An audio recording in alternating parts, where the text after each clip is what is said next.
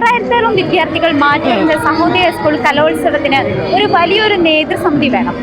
നല്ല രീതിയിൽ കൊണ്ടു നടക്കുന്നതിന് ഒരു നേതൃത്വ മനോഭാവം വേണം. ഇതിന് ചുക്കാൻ പിടിച്ച കുറച്ച് പങ്കായക്കാരാണ് നമുക്കൊപ്പമുള്ളത്.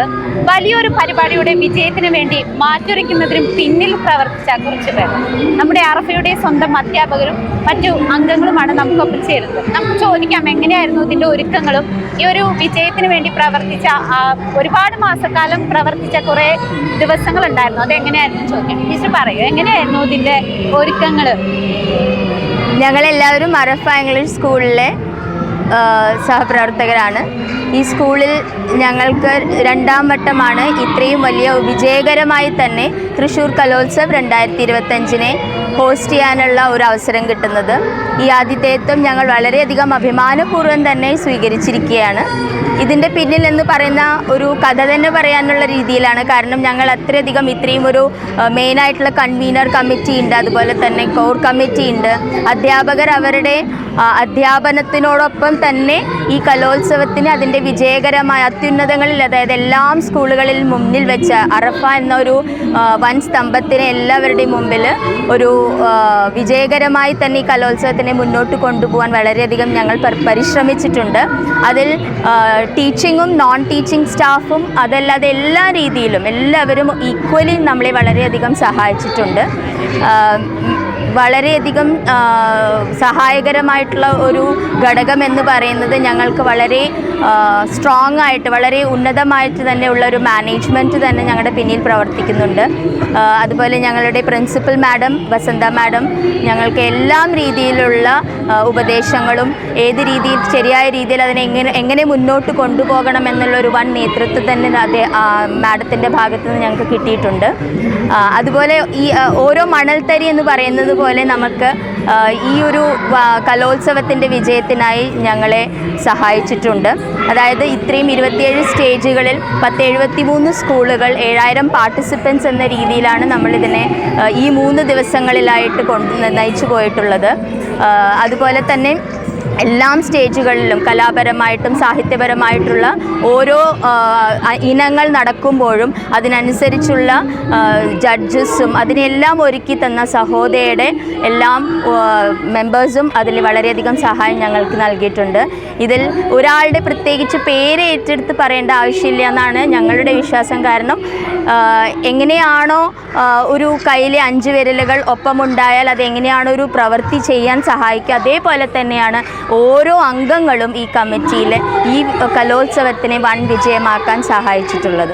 അതുപോലെ ഇവിടെ വന്നിരിക്കുന്ന ഓരോ സ്കൂൾ പാർട്ടിസിപ്പൻറ്റ് സ്കൂൾസ് ആയാലും അവരുടെ എല്ലാം ആവശ്യങ്ങളും പരമാവധി എന്ന നിലയിൽ നമ്മൾ അവരെ സഹായിച്ച് അവർക്കെല്ലാം കുറവുകളും നികത്താൻ ഞങ്ങൾ എന്ന ആ ഒരു കമ്മിറ്റിക്ക് സഹായം ചെയ്യാൻ സാധിച്ചിട്ടുണ്ടെന്നാണ് ഞങ്ങളുടെ വിശ്വാസം. അപ്പോൾ അത് ഓരോരുത്തരിൽ നിന്നും നിങ്ങൾക്ക് ഓരോ സ്റ്റേജുകൾ കണ്ടാൽ തന്നെ അതിൽ നിന്നും മനസ്സിലാക്കാൻ സാധിക്കും. പിന്നെ ഭക്ഷണശാലയുടെ കാര്യമൊക്കെ പറയുകയാണെങ്കിൽ നമ്മൾ അത്രയും നല്ലൊരു വിശാലമായ ഭക്ഷണശാലയാണ് അവർക്ക് ഒരുക്കി കൊടുത്തിട്ടുള്ളത്.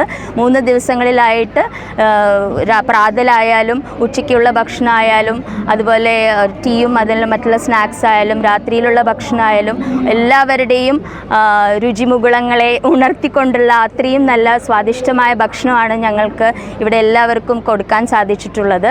അതിഥി ദേവോഭവ എന്ന് പറയുന്ന ഒരു സങ്കല്പത്തിലൂടെ ഞങ്ങളെല്ലാവരെയും വളരെയധികം പ്രീതിപ്പെടുത്താൻ സഹായിച്ചിട്ടുണ്ടെന്നാണ് ഞങ്ങളുടെ വിശ്വാസം. ടീച്ചറുടെ പേര്? എൻ്റെ പേര് പ്രീതി.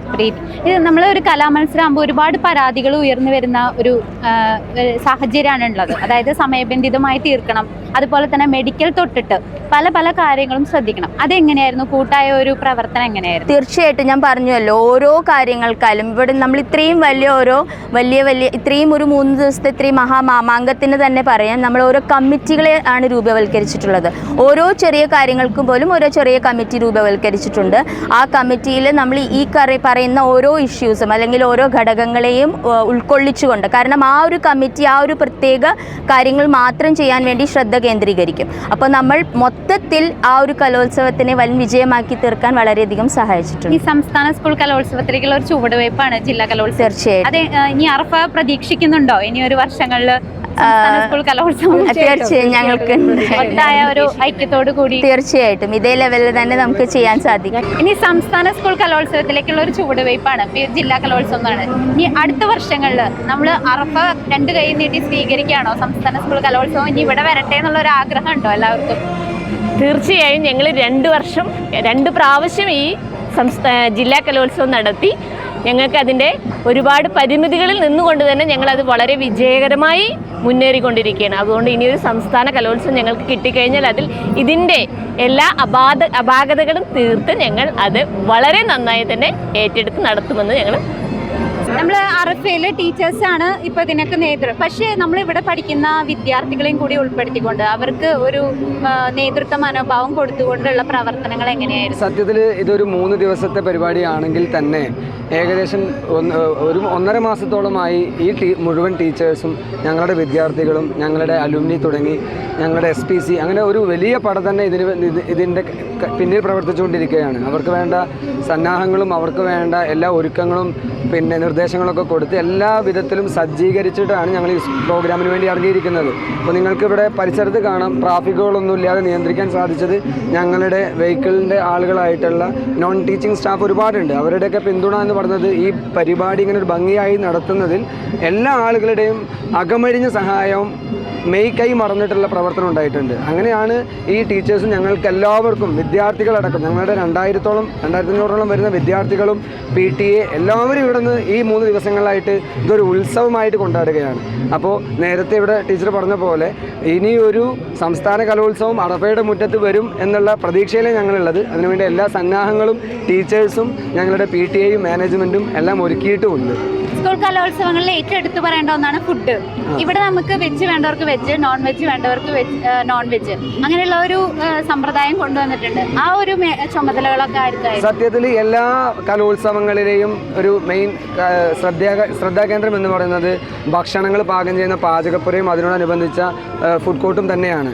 ഇവിടെ മാനേജ്മെൻറ്റിൻ്റെ പ്രത്യേക നിർദ്ദേശപ്രകാരം ജർമ്മൻ മെയ്ഡ് ആയിട്ടുള്ള ഈ ഒരു പ്രത്യേക ടെൻറ്റ്, ചൂട് വല്ലാതെ ഉള്ളിലേക്ക് എടുക്കാത്ത ഈ ഒരു ടെൻറ്റിൽ 6000 സ്ക്വയർ ഫീറ്റ്, അതിൽ 500 സ്ക്വയർ ഫീറ്റ് മാത്രം പ്രീമിയം ഫുഡ് കോർട്ടായിട്ട് ഗസ്റ്റിനും ജഡ്ജസിനും വേണ്ടി വലിയ ഒഫീഷ്യൽസിനും വേണ്ടിയിട്ട് മാത്രം മാറ്റിവെച്ച് ബാക്കി മുഴുവൻ ഏരിയയും വിദ്യാർത്ഥികൾക്കും വേണ്ടിയിട്ട് മാറ്റിയിട്ടുണ്ട്.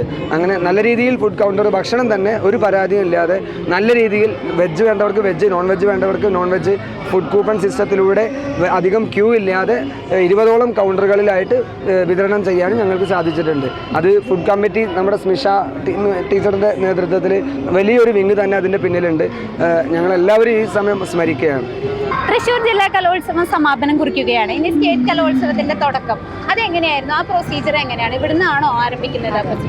അതെ, ഇവിടെ നമ്മൾ ഏത് സ്കൂളാണോ ജില്ല ചെയ്തത് ആ സ്കൂളിൽ തന്നെയാണ് നമ്മൾ സ്റ്റേറ്റിലേക്കും രജിസ്റ്റർ ചെയ്യുക. പിന്നെ ഞങ്ങൾ അടുത്ത സ്റ്റെപ്പ് എന്ന് പറയുന്നത് ഇതിലെ വിന്നേഴ്സിനെ ഫസ്റ്റും സെക്കൻഡും പൊസിഷൻ കിട്ടിയ കുട്ടികളെയാണ് നമ്മൾ സ്റ്റേറ്റിലേക്ക് കൊണ്ടുപോകുന്നത്.